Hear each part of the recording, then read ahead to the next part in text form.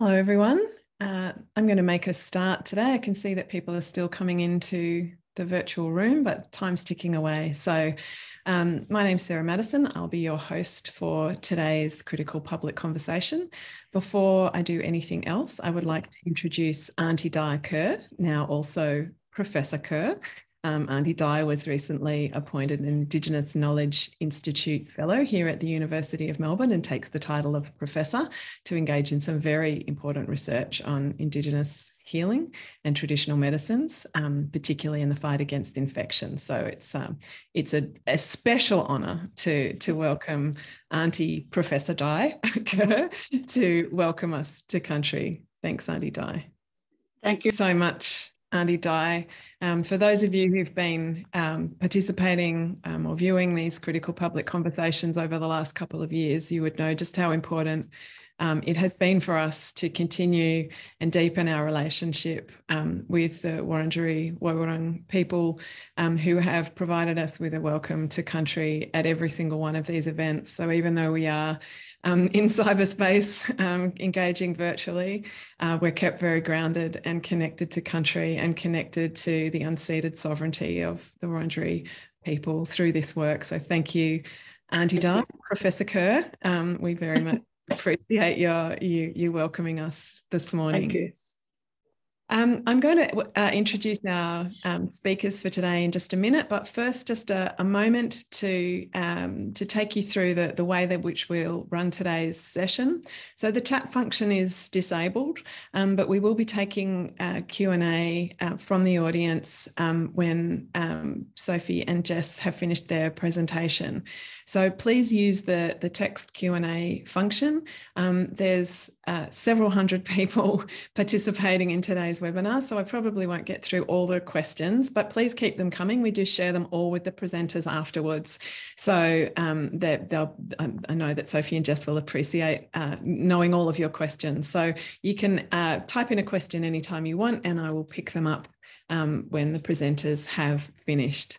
So I'm now going to introduce our speakers today. A huge amount of interest in this topic, which is very exciting. So our presenters this morning are Sophie Rudolph, who is a senior lecturer in the Melbourne Graduate School of Education here at the University of Melbourne. She is the author of Unsettling the Gap, Race, Politics and Indigenous Education. Joining her is her co-author on the work that they're presenting today, Jessica Gerrard, who is an associate professor also in the Melbourne Graduate School of Education here at the University of Melbourne. She is the author of Class in Australia, the other book she published this year, Precarious Enterprise on the Margins, Work, Homelessness and the City, and Radical Childhoods, Schooling and the Struggle for Social Change. And today, Sophie and Jessica are presenting on whiteness in education. So I'm going to hand over to Sophie and Jess. Thanks, Sarah.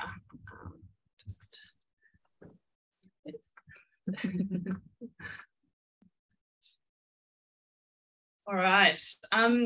Thank you so much, firstly, to Auntie Di Kerr for that really warm and generous welcome and acknowledging your contributions to education, to helping us understand the importance of connection to country and the rich and long-standing traditions of education that your people participate in continually. So we really appreciate that you're able to be here today to welcome us to this conversation.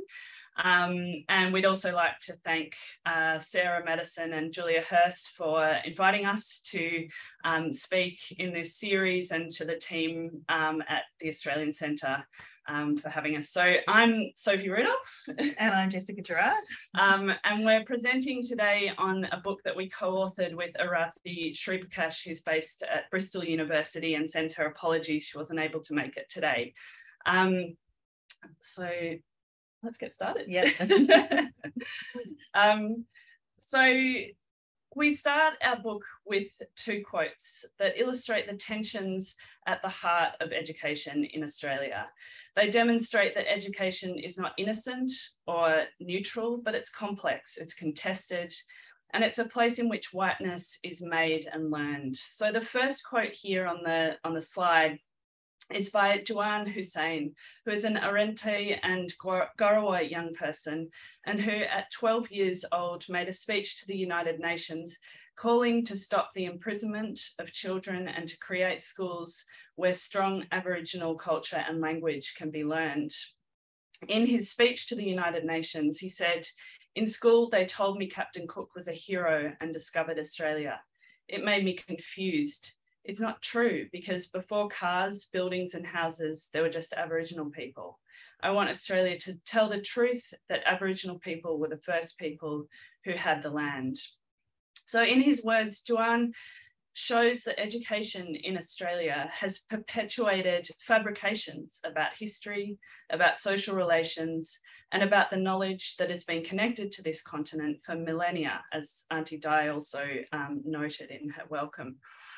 He posits that that formal education systems in Australia invite us all to learn white dominance through these fabrications.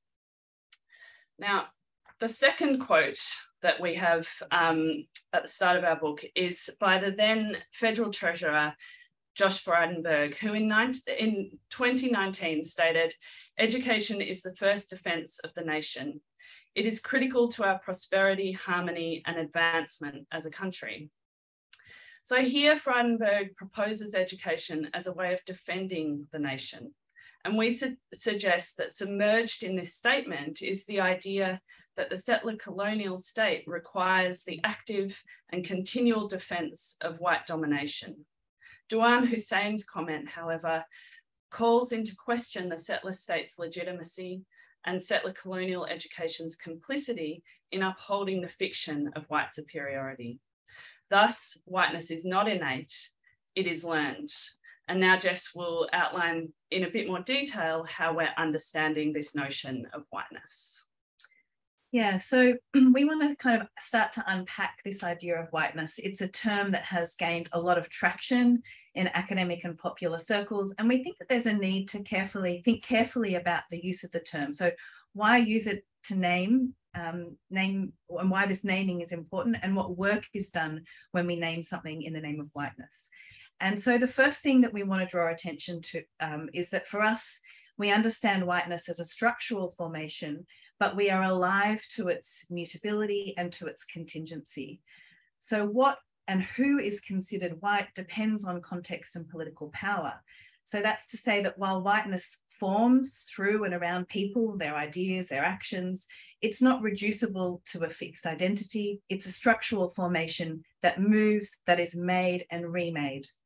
So part of this is whiteness works differently on different people, different bodies, different contexts, and it's also mediated through ableism, heteropatriarchy, classism, as simultaneous forces of domination under settler colonialism. Yet despite its different inscriptions, whiteness works upon us all because the settler state asks, in fact, expects us to participate in its lessons, and that's really the basis for our book. So sometimes whiteness is learned so well that it kind of becomes so ubiquitous, taken for granted. It can remain unseen or inevitable or even uncontroversial. To some, whiteness can seem as kind of rightful, like the lessons have been absorbed so well. For others, the wrongfulness of whiteness is recognised, contested. It becomes part of the space of contestation under the settler state. Across all of these relations to whiteness, its injustices and harms and violence, is also the possibility for challenge. So we're particularly interested in how the mutability, the contingency of whiteness relates to the temporal project of settler colonialism, the reformulations of racial dominance in the past, in the present, and into the imagined futures. So second for us is the significance of whiteness is how it is a part and connected to the construction, the maintenance of colonialism and racial capitalism. So whilst whiteness is a fiction in as much as race is a fiction, it's a social construct, it is made meaningful and important because of its real and tangible effects. It is naming the formation of racial dominance, of power and of violence in the name of Western colonialism. So we put it this way: whiteness is a structural formation shaped by the material interests of racial domination under colonialism and capitalism, but constantly reworked and reinscribed through the governance of social and political life. It is, as Maldonado Torres notes, alive through myriad cultural forms. It is, in other ways, not just an abstract floating signifier, but something with real material, tangible effects. The third way that we're trying to kind of tackle this idea of whiteness is its connection to the settler state. To see whiteness in these material terms is to recognize that it's steeped within settler colonial networks of social and cultural power. So through being linked to racial capitalism and colonialism, whiteness is understood as an apparatus of the settler state, and in the context of Australia, something that is mobilized to secure the interests of the settler state, including exclusions, subjugations, and violence. And in many ways, as Sophie will talk to in a minute, it's also about trying to secure the legitimacy of the settler state in the face of its own illegitimacy.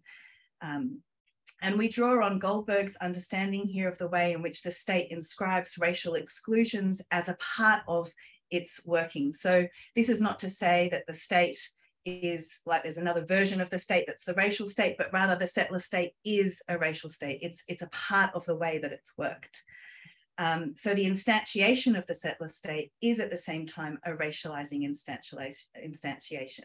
Bargali has done some really important work about this in her recent book, The Unmasking of the Racial Contract in the Australian context, particularly looking at the way in which the Australian Public Service recreates this racial contract through its workings. So to us, the only way to make sense of whiteness is to situate its past and present production in the global systems of European colonialism and capitalism, and thus in the creation of the racial state. And we bring these three elements of whiteness together to draw on Morton Robinson's important scholarship on the white possessive, to understand how power relations of white ownership that underpin the claim to the modern settler state in Australia has been so central to both colonial dispossession and colonial expansion, which Sophie will talk to now. Thanks, Jess. Yeah, so as Jess says, in seeking to understand whiteness in the Australian context, we draw on the influential work of Juniper scholar Aileen Morton Robinson, who has shown how the unbroken sovereignty of First Nations people challenges the legitimacy of the settler colonial state. As such, she theorises the settler colonial state as in a condition of constant anxiety and needing to assert dominance and authority in order to deal with this anxiety that the illegitimacy produces. Morton Robinson argues that due to this question of legitimacy, settler colonial states are animated by a perpetual disavowal of Indigenous sovereignty and the construction of the nation as a white possession. To maintain the construction of Australia as a white possession and to uphold white domination, the possession of Indigenous land as the proprietary anchor within capitalist economies is required. Morton Robinson also argues that the logic of white possession that structures the Australian settler colony manifests as part of common sense knowledge, decision-making, and socially produced conventions and signs. Here, she's drawing out the epistemic aspects of white domination that become culturally normalised. She also points out that the relationship between British settler colonialism and Australian national identity is constantly reiterated through a discourse of loss and recuperation. So an economy of emotions is therefore also part of the project of white possession. Morton Robinson argues, therefore, that states such as Australia are foundationally racial states, as Jess mentioned before, due to patriarchal white sovereignty being a defining and refining condition of their formation. The features of the settler colonial racial state that Morton Robinson has identified have implications for all those who reside and interact within the state and its institutions. And this was part of our motivation for writing this book together, to try and understand those implications that this has for all of us. As Mohawk scholar Audra Simpson points out, to be within a state is to some extent to be of a state. since one must come up against its image, its history, and its law as one moves through and upon it. In our book, we're therefore working with an understanding of the racial state that is both historically infused with ongoing logics of the white possessive, but also it is a state that is continually projected, claimed, made, relayed, contested, refused, and experienced by all that exist within it. So to make and maintain the settler colonial state as a white possession, we argue that constant lessons in white dominance are required. So here we work with the idea that learning whiteness takes place through what we call pedagogies of the state. And Jessica Pikett has explored the idea of the pedagogic state as entailing pedagogic strategies employed by the state and non-state agencies, both within and outside the formal educational sphere, to govern citizens. So to deliver the pedagogies of the state, we suggest that settler colonial state uses both formal education institutions, such as schools and universities, but also informal education practices, such as nationalistic public holidays, monuments, and public symbols. And I know in the series of conversations, there was a talk about counter monuments. So, you know, we see these sorts of public educational moments as important to these pedagogies of the state as well. These pedagogical sites and practices enable the lessons in white domination to be relayed intergenerationally. So this is important for maintaining the dominance of whiteness as it creates continuity for whiteness between past and present and secures white dominant futures. Thus, pedagogies of the state are used to signal the permanency of settler colonialism. But pedagogies of the state are not just absorbed. Challenges, dissent, contest, and refusal are all responses to the pedagogies of the state, like Jess was talking about in relation to whiteness. And their responses to these pedagogies in the effort that these pedagogies make to control, contain, and dominate. A lens on pedagogy enables awareness of the tensions between domination and dissent, relay and reshaping in all educational relationships. It also offered us a way of understanding how we all participate and sometimes unknowingly reinforce and replicate the lessons in whiteness of the settler colonial state.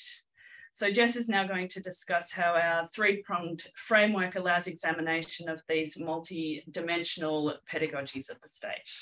Yeah, and I hope what's like starting to come through from what we're talking about is that one of the things that we really wanted to do with this book was to extend what we saw as being, you know, quite an existing awareness in scholarship around the perpetuation of racism and whiteness and colonialism through things like schooling curriculum or like formal schooling activities, to think about schooling more broadly and the sorts of things that go into the production and enactment of schooling and educative practices in the nation state more broadly. And so to do this, we came up with this kind of three-pronged framework as a means to signal the ways in which learning whiteness occurs through myriad ways. It's not just through the textbook that you might be put in front of you, although that was also a part of it, but it's through these other kind of practices that occur as well. And so the first of these is a focus on materiality. And here we're working with the concept of racial capitalism, a term that was first used in anti-apartheid activism in the 1970s, but has growing kind of resurgence in the current moment. And similar to the racial state, we see the naming of racial capitalism not as a kind of other capitalism that's happening in a parallel universe, but to name capitalism itself, that capitalism is a racializing structure, practice, and that it is based on racism and that it has racializing force.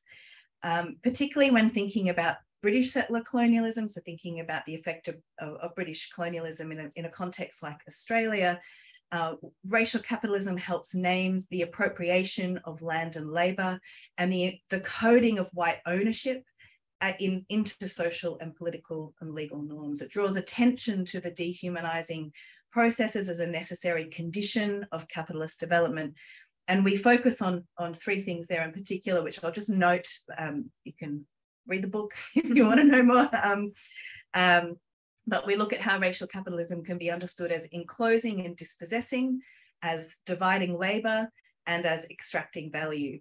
And we see this as really helping to draw attention when thinking about education to the economies and materialities that actually produce education. So how the production of education, a place like Melbourne University where we work, is based in its most first instance on the dispossession of Indigenous land and the claim of that land for its own purposes, and then continually the valorization of that land, making value from it through the refusal of acknowledging the act of invasion and dispossession in the first place. And so there's a whole range of different ways that you can see that this racial capitalism and materiality helps name a range of different practices like data platforms, or even just the building of education, how that's based on inclusion and dispossession, division of labor, and extraction of value. Our second frame is something that you might have heard, might more commonly discussed in educational circles, which is epistemology, the knowledge practices. But here we work with, in particular, with the idea of white ignorance, working on Charles Mill's work, and seeing that epistemologies of whiteness occurs not just through what's stated, but what is unstated, what is left out and what is purposefully glossed over. And certainly the statutes is a really great example of that, about how the production of the nation state requires a particular version of history to be named that then completely obscures the fundamental truth of the matter. So we see white ignorance as being active and dynamic. It establishes, maintains, and normalizes the lies of racial hierarchies and white superiority. So this really draws attention to what is proclaimed and pronounced, but also how things are hidden and obscured. And we see this as being particularly important when thinking about education in the settler state. The third frame that we use is the idea of affect, and here we're working with the concept of feeling states, how states invite us to feel in particular ways our attachments to the nation state, and how states try to produce particular types of affectations in relation to it. So we think here that feelings towards and of the state are produced not just through formal educational institutions, and here we're really signalling those broader pedagogies of the state, but how they're upheld in public and institutional spaces. The structures of the settler colonial state and the personal state of being here come together to produce a feelings of kind of homeliness or comfort, or sometimes discomfort and contestation. So this draws attention to those informal educational networks and practices and those sorts of attachments that are made to the nation state. So what we thought would be useful now was to talk through some examples of kind of different lessons in whiteness, if you like. And I might just pass over to Sophie to lead us over with this one. Yeah, sure. Thanks, Jess. And so these examples are ones that we talk through in our book. So this one that you can see on the screen is of some posters that we talk about in our feelings chapter. These posters were produced by the Australia Day Council in 2010 for Australia Day.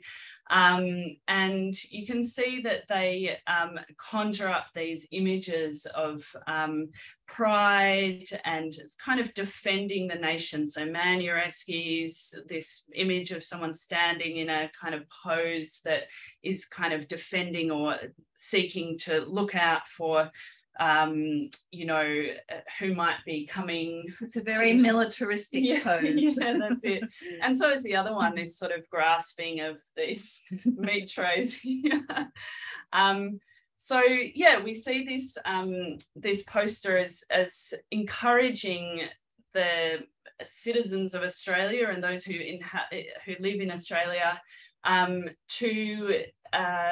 to have pride in this country as a white possession. So there's no acknowledgement of dispossession or the fact that this is a very contested public holiday. It's very much about this focus on a white possession. And yeah, so, and in doing this, it kind of contributes to that narrative of dispossession, the silencing of Indigenous sovereignty, and the development of national narratives of white ignorance, like we were talking about before, this idea that this is a white nation now and that's it, you know. And I think it's, sorry, I was going to say, I think it's interesting to point out, and we talk about in the book, and I often think about when I see these posters about Sarah Ahmed's idea of happy multiculturalism, that these posters kind of present a kind of a welcoming, homely kind of form of diversity, where whiteness is kind of seen as being kind of a good and helpful, kind of generous host, if you like. But what it effectively is doing is inscribing this feeling state of white benevolence, that, you know, it's fine, like we're all happy, diverse Australia, as long as we're perpetuating this understanding of the nation state, this celebration of the nation state through, you know, the big day of Australia Day, which is of course a highly contested day, and it is marking invasion and the violence of colonialism in Australia. Yeah, and I guess one of the other things that we point out in this chapter is the way that when there are contestations to this day as being this proud and happy and, you know, celebrating this happy benevolent state, when there is that kind of contest about that, the state often responds in this kind of very strong way of, in terms of thinking of itself as wounded and fragile. How could someone attack this notion of the happy, benevolent, multicultural state? So there's this tension around the different feelings that then get produced through these moments. Our next one? Yeah. So our next one is kind of connected. We actually talk about this example in our knowledges chapter, but this is connected to the Australia Day celebration, because this is actually a memento that was given to all school students in 1988 to mark the bicentenary of the Settler State. And well done, Sophie, for keeping all of her childhood mementos. The archivist that I am. I managed to dig this one out. This is my one. So I was in prep, I was 5 at this time, and we wanted to show it to sort of demonstrate how children in schools were asked to kind of write themselves into the narrative of the white settler nation. So on the side where it says mementos of 88, I remember being asked to draw myself on that on the page there, as if being invited into this narrative to participate in that. And this was happening despite the huge protests by Aboriginal and Torres Strait Islander people across the country.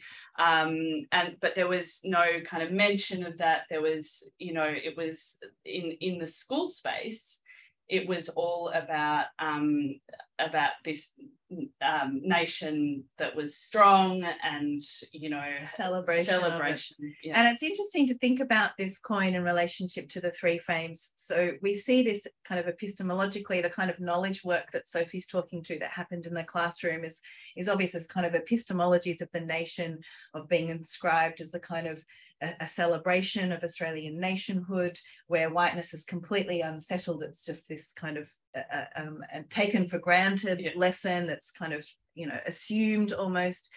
Materially, it's interesting to think about the actual product of the coin itself. And obviously, you know, it's a little memento, almost like a pocket memento you can take home. I think it's really interesting, and we think it's really interesting that it's a coin, you know, and what a coin means in kind of modern capitalist democracies, where the coin is kind of emblematic almost of the circularity of capital and making value and the importance of that in our social world, and how that becomes the signifier of the nation state in this event. And then, you know, in terms of the kind of affective, the feeling states that this coin like this invites, is that it's you know, it is something that children were asked to write themselves into. So there's this idea of kind of a proud homeliness, a nation state that's almost activated by its own memorialization. So you could say that this coin is an act of memorializing the nation that is being produced in the moment. And I think it produces these tensions for children who maybe, you know, I'm a white settler was a white settler child, so it, you know, I was able to sort of take those lessons up as if there was a homeliness to it. Obviously, I've since really come to understand that differently, and but for children who had to grapple with that notion of, you know, what does it mean then? So these efforts by the settler state to create these homeliness often are very, there's a lot of tension there for people who that whiteness is definitely not a homely thing. So, you know, it's an interesting example in that way. Our last one is this, the controversial case of the flagpoles, which some of you might remember, but 2004, under the then federal Conservative government, John Howard, introduced legislation that required all schools to fly the Australian flag in order to receive their allocation of federal funding. So a very clear use of federal funding in order to create a particular version of the nation state in relationship to education and schools. So entwined with this was also at the same time an effort to reform some of the curricula around creating a more kind of conservative idea of Australian values and culture. And schools were also provided with a little pot of money to repair their flagpoles, because it was recognised that maybe their flagpoles weren't in so much use before this. So here we see there's a kind of an almost unapologetic use of schools as these emblems of the nation, a symbolic assertion of the white possessive, and a kind of inscription of the settler colonial state. As a historian, I always find this example really interesting, because I did some work historically in England in the turn of the century, and there were kind of similar attempts at that time to also bring schools into the celebration of empire, because it was seen that maybe the next generation wasn't celebrating it enough. And so they needed to create that. The state actually created a day called Empire Day to try and get kids marching around, getting excited about empire. I see this as a kind of a new generation version of that. Yeah, and I think this example too straddles these different dimensions, like our other, you know, I mean, it's hard to sort of separate them out, but this is a material example, as you say, Jess. It's epistemological, so it's about these social amnesia, you know, like trying to remember this nation as a white possession, and it also invokes some fear, you know, it wants to invoke this feeling of pride, but it also is an example that connects schools and universities as sites of education with the broader public and political sites of education. So you can see that these things are very much connected. We're trying to see the connections just as much as the specificities. Yeah. So that's important too. All right, so I'm going to start us off, and Sophie will chime in if I forget something, just to offer some reflections about what it means to address and reckon with the material, epistemological and affective forces of whiteness. And we want to be clear that while our book is about the perpetuation of white dominance, as we started with Duane's quote, an underlying feature of this dominance is that it always has to work to be maintained, and that it's characterized by its own cracks that can be its undoing. So we argue that education is one of these key sites within which that can occur. So we're not suggesting that this is a kind of a constant circularity, but actually that there are moments of important contestation.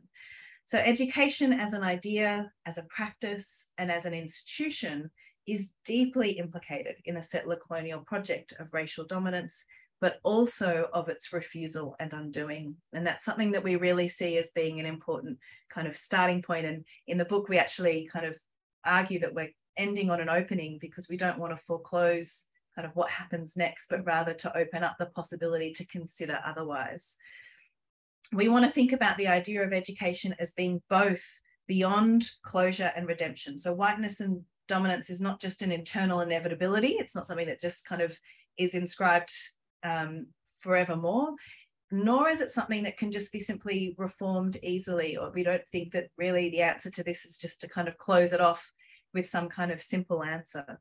So we deliberately resist the impulse of closure, to the urge to find a kind of neat solution, but to actually reckon and approach and acknowledge the complexity of it and the need to think through the collective forms of politics that might be required to address it.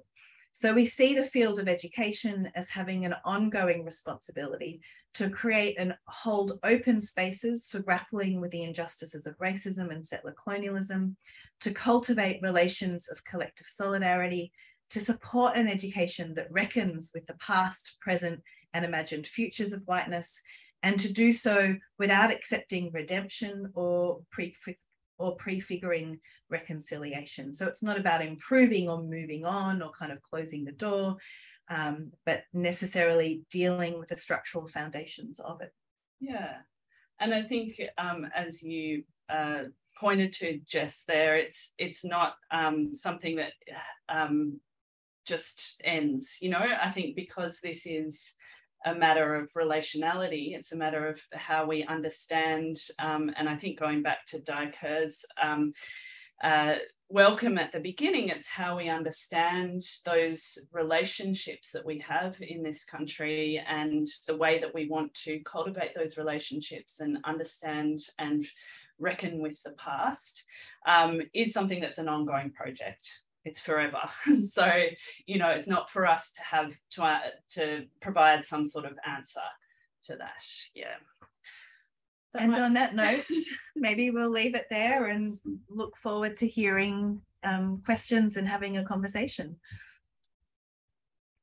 Thank you both so much. I can see all the applause reactions coming through and a lot of love there too, which is lovely to see. A reminder, folks, please use the Q&A function and write in your questions, and I will get to as many of those as I can. While we wait for those questions to start coming in, I have one of my own that came up for me multiple times during your presentation, because I know that you are both educators, in that you are educating teachers. So, I mean, this is clearly some deeply theorized critical work that you're hoping will shape new kinds of conversations and pedagogical practices around whiteness. How does this shape your own pedagogy? How is this shaping the way that you teach? And how do you imagine, dream, hope that those transformative ways of teaching might actually flow into the classroom? Just a small question. Yeah, you know, I think we had this conversation early this week, and I think one of the things that is really, like, I find a really powerful starting point for thinking through this is the recognition that these the structural formations of whiteness and racial domination is in many ways written into the educational institutions themselves and into, from our point of view, the profession of teachers. And so whilst that might seem like this kind of horrendous kind of start and end point, I actually find that a really powerful opening, because what it means is that when people are you know, in classes or in conversations saying, oh, but what, like, how do I resolve it? What do I do to solve it? I'm like, well, actually, you know, firstly, it's not you know, a job to, you know, you can't solve it as one person, but also, you know, if we're going to try and reckon with, address, acknowledge, step into a space of political kind of activism around this, then we need to think about the fundamentals of the educational institutions and the profession themselves. And that's, I find, a really useful starting point in pedagogy, because it enables you to think beyond an immediate kind of problem that you might be faced with, or something like that.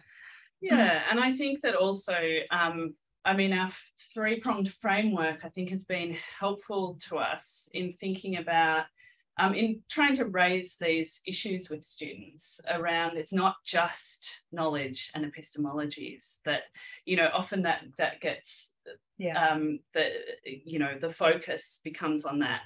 But that we think critically about what are the practices that go on in schools that are about material, white, possessive kind of logics, you know, and how might we contest those or think differently about those. So bringing the students' awareness to those sorts of things.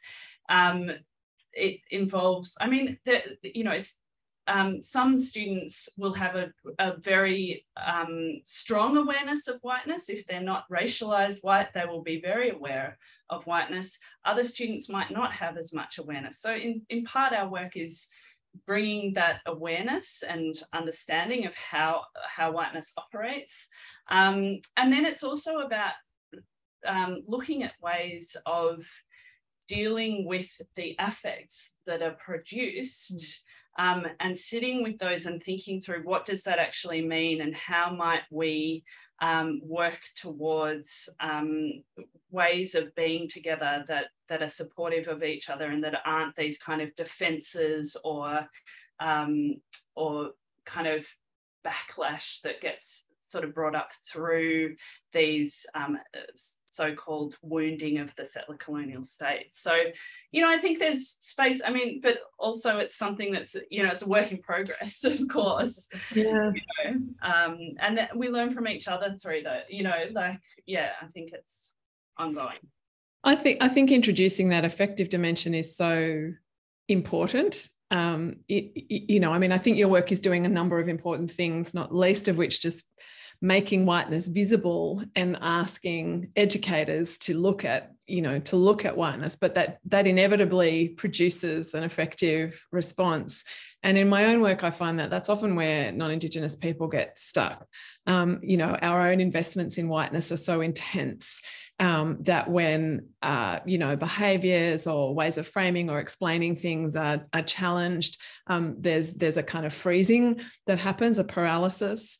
And that often, you know, I guess the most common question we're asked, doesn't matter what the topic is in these CPCs, is, but what do I do? But what do I do? But how do I? Like, I think there is a real appetite, there's a real hunger to do different, but people get stuck in that affective response. How do you navigate that? Do you have to navigate that in your own classrooms as education educators?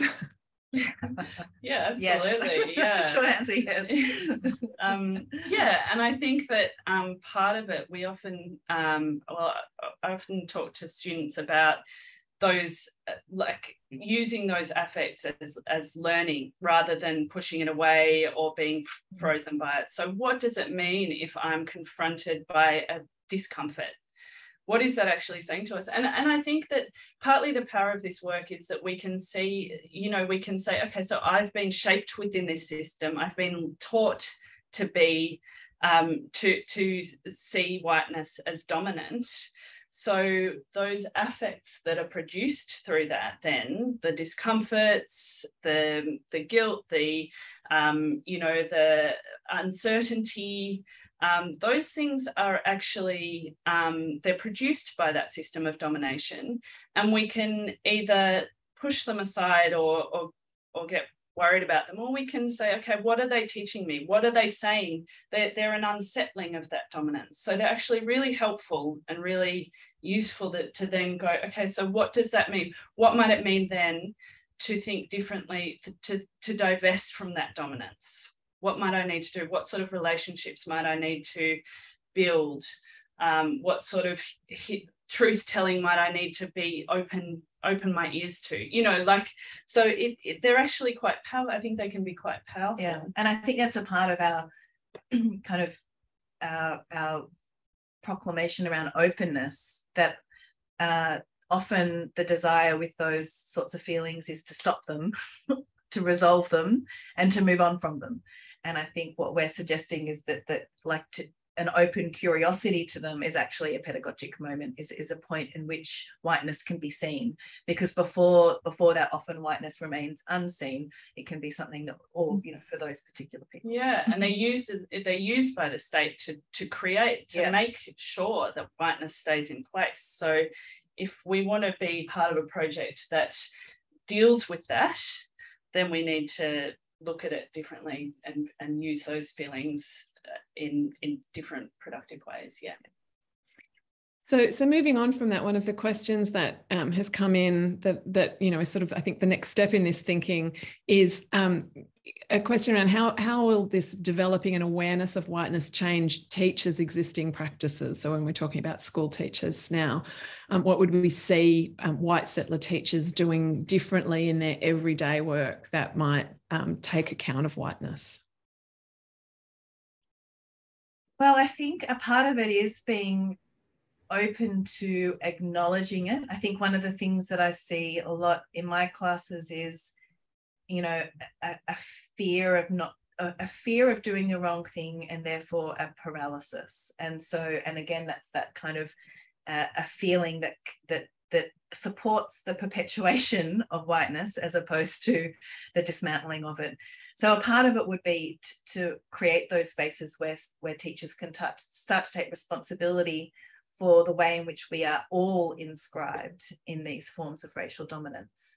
But I think also, and I think this is why we are somewhat, we haven't written a text that has, and here's the 10 things that you can do in your classroom tomorrow, is that we see the next step in this as a collective political project that must be led by folk who are not us, and that that there are many already doing that work, and that so a part of it is accessing those groups and the knowledge work that's already being done, the political activist work that's already being done, and using that as our form of leadership. That as our way to understand, change and potential different kind of practices. I think there are lots of, there are lots of First Nations people calling on truth-telling to be part of the school curriculum. So listening to that, there are different ways of doing that. Different people have different ideas about that. So listening, being open to what that might mean, and building relationships to enable that work to happen. There are groups like the National Indigenous Youth Education Coalition who have a campaign called Learn Our Truth, where they're asking principals and teachers to pledge to create room for truth-telling in the curriculum.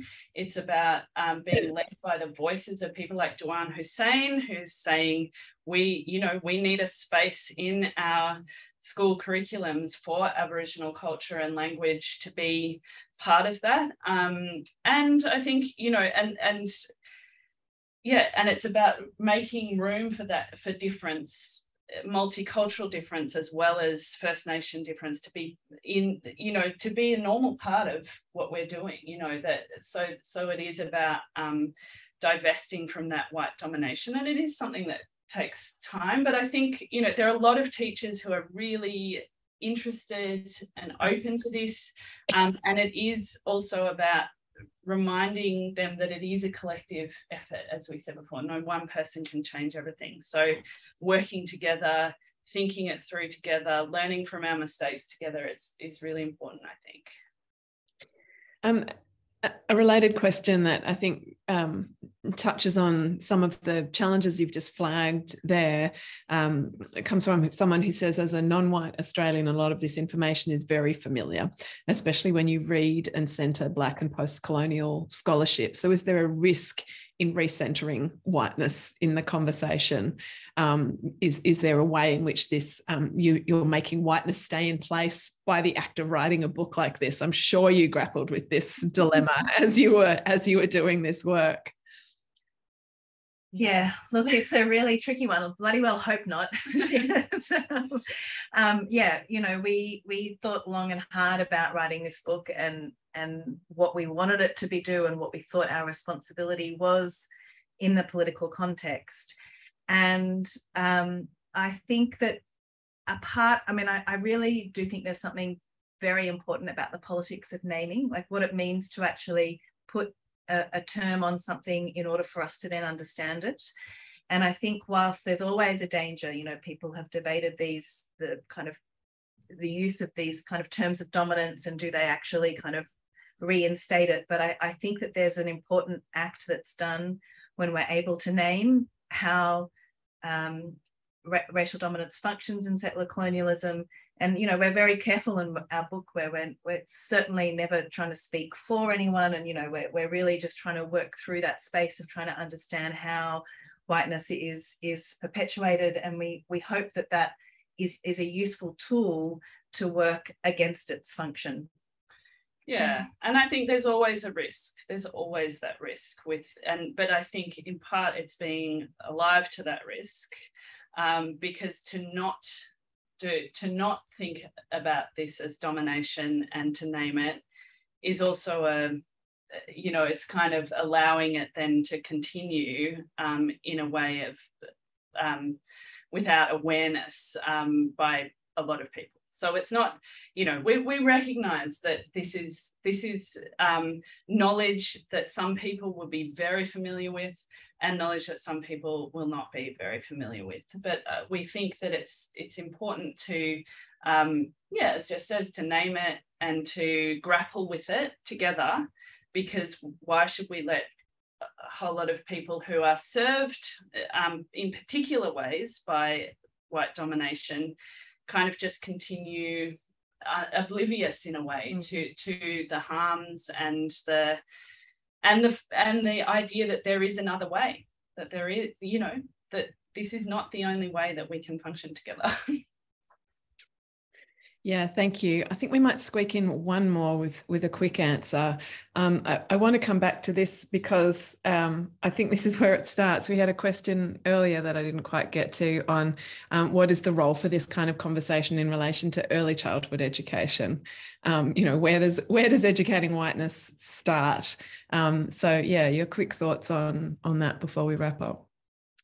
I certainly think, I mean, those institutions are absolutely a part of the racial state. They're an extension of it. And in fact, we see, I mean, early childhood is a particularly important area because we see with the concern with school readiness and a whole range of other kind of ideas around development in that period that the state is more and more active in that. You know, I've got a kid who's currently benefiting from free 3-year-old kinder this year. So, you know, there's more and more activity in that space in terms of the state wanting to invest, and in doing so, it can't help but be implicated in these lessons. Yeah, that's my quick answer. Yeah, I'll leave it there in mindful of time. Look, thank you both so much. That's been a really stimulating conversation. A lot of questions we didn't get to, but we will send them through to you. So thank you so much, Sophie and Jessica, for your presentation today. Before I wrap up, just to remind you all that our next webinar in the Australian Centre's Critical Public Conversation series will be Professor Kirsty Gover from the Melbourne Law School on the 21st of September, speaking about Aboriginality and alien age, legal pluralism at the Australian border. I hope a lot of you will join us for that event and for another stimulating conversation. Thank you again to everyone who joined us today.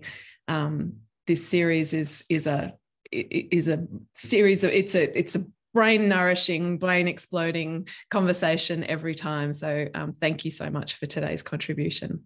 See you all next time. Thank you. Thanks, everyone, for coming. See ya.